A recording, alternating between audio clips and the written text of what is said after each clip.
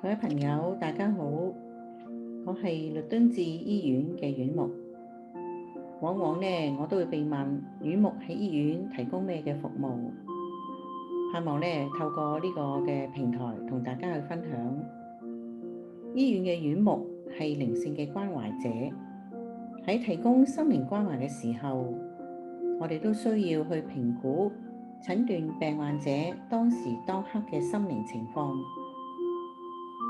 好使病患者嘅心靈得着釋放，有多啲嘅能力忍耐去面對佢嘅病患。當我同病患者去進行心靈對話嘅時候，我哋有幾方面要留意。首先，我哋仔細去觀察病患者嘅面容，佢呢刻係愁眉深鎖，好焦慮，抑或係眼神左搖右望，顯得好不安，或許係好憤怒嘅表情。我哋會用開放式嚟到去探問佢喺醫院病床佢呢刻嘅感想。我哋用心嚟到去聆聽佢講說話背後所帶出嚟嘅情緒同埋諗法。倘若佢所講嘅說話係散亂模糊，我哋需要去探索同澄清。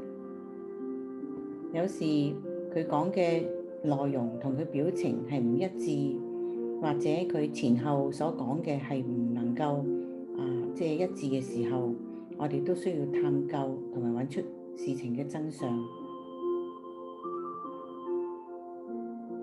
人有生命需要，主要係5大嘅重點。